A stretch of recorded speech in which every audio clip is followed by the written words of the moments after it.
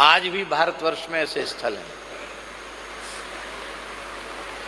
हरे राम बाबा सुनाते थे महाराज जी कि कोटा जिले में, राजस्थान कोटा जिले में चंबल के किनारे पहाड़ी क्षेत्र में एक ऐसी जगह है जहां गुफा से थोड़ा थोड़ा पानी निकलता है। गुफा बहुत गहरी है। उस गुफा के बारे में प्रसिद्धि है कि कोई चला गया तो वो मर जाता है उसमें, इसलिए बीच में तो शायद, अब तो शायद बंद भी हो गई होगी गुफा। वहाँ से पानी निकलता, लोग पर वहाँ स्नान करने जाते हैं। तो बाबा ने एक अपनी अनुभूति सुनाई, हरे राम बाबा ने।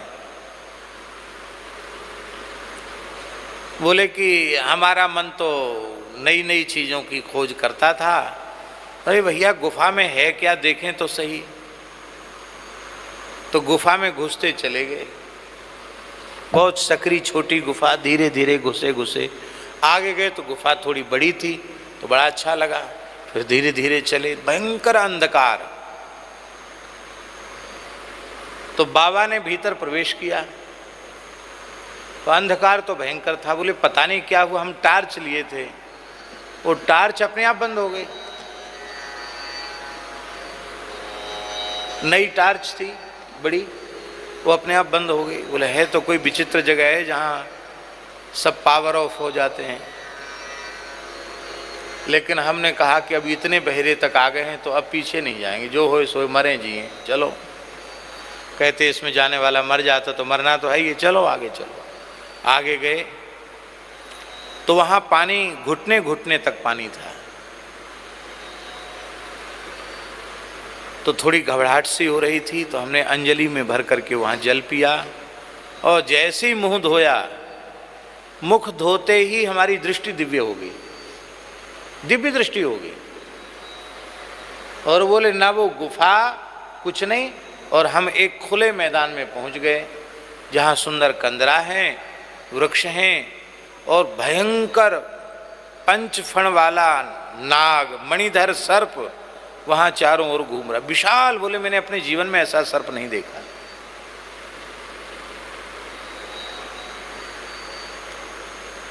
मैं देख करके थोड़ा मन में डरा, लेकिन अब तो जो होना था सो तो हो गया।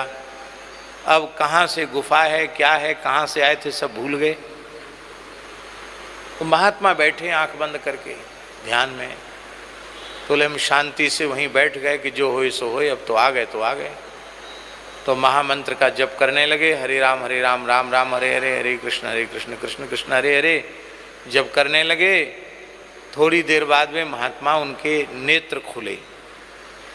उन्होंने कहा बच्चा, यहाँ कोई मनुष्य पहुँच नहीं सकता है, पर तुम ईमानदारी से राम नाम का जप करते हो इसलिए तुम यहाँ तक आ गए हो। अब आ तो गए हो, लेकिन यहाँ से अब लौट के हमारी इच्छा के बिना जा नहीं सकते हो। बाहर निकलने का मार्ग नहीं है। आ तो गए, अब लौट के जाने का रास्ता नहीं है, यहीं रहो।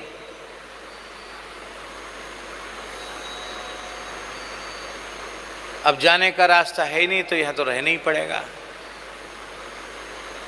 तो हमारे मन में, बाबा कहते हमारे मन में आया, यहाँ खाएंगे क्या?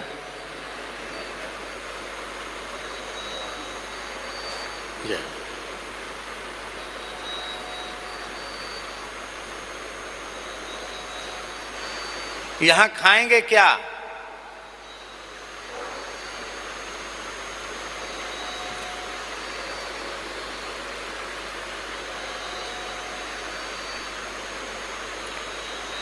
यहाँ क्या खाएंगे?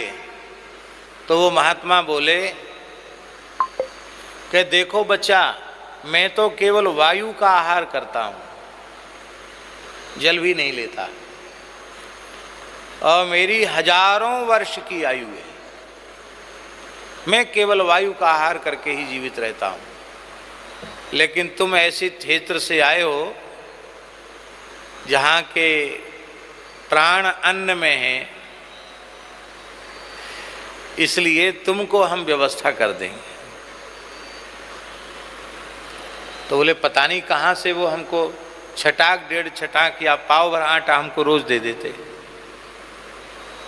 लो धूनी पर टिक्कड़ बनाओ पाओ, एक समय टिक्कड़ खा के भजन करते, बस 24 घंटे में एक बार वो पता नहीं कहाँ से आटा निकाल के दे देते, और बस वही कंडी की अग्नि में उसको पकाकर, धूना तो उनके यहाँ था ही अखंड, उसमें पका के खा लेते। कहते 3 वर्ष तक रहे वहाँ बाबा। कितने वर्ष? और यहाँ उनके जितने भगत थे वो सब रोने गाते रोते गाते चले गए, बोले बाबा तो गए, अब लौट के आने के नहीं। तो हमने कहा बाबा से कि बाबा फिर इधर आए आप कैसे?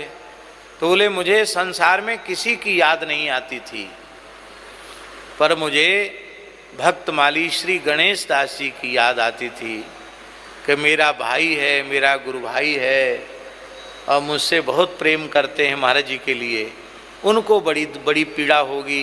तो मैं कई बार उनकी याद जरूर कर लेता था और संसार में किसी की याद नहीं करता था, भक्तमाली जी की याद कर लेता था। 3 वर्ष व्यतीत हो गए तो वे संत बोले कि भाई तुम जो यहाँ रहे तो रहे हो, पर कभी कभी तुम बाहर की याद करते हो, एक संत की याद करते हो, अच्छी बात है, तो ठीक है तुम वहाँ जा सकते हो। हम जब हम कहें कि आँख खोलो तब आँख खोल देना, तुम वहाँ पहुँच जाओगे। तो बोले आँख बंद करके बिठा, बोले आँख मूंदो, आँख बंद कर लिया। थोड़ी देर बाद बोले आँख खोलो, तो बोले जिस गुफा में हम घुसे थे उसके दरवाजे पे हम खड़े थे। 3 साल बाद। तो ये सब घटनाएं बाबा हमको सुनाते थे, हम तो विद्यार्थी थे, हमसे कहते थे बच्चा देखो ऐसा है, तू हमारे साथ चल, हमने जगह देखी भई है, और तू देख संसार में मत फंसना, भजन करना। तो हम बच्चे थे, हम कहते कि बाबा लोगों को पता चलेगा, घर वालों को, तो वो सब दुखी होंगे। अरे कोई दुखी नहीं, कोई खोज ही नहीं पाएगा, कोई पकड़ नहीं पाएगा, कोई खोज नहीं पाएगा। विराज। तो इस प्रकार से ऐसे ऐसे विलक्षण स्थल आज भी भारतवर्ष में हैं।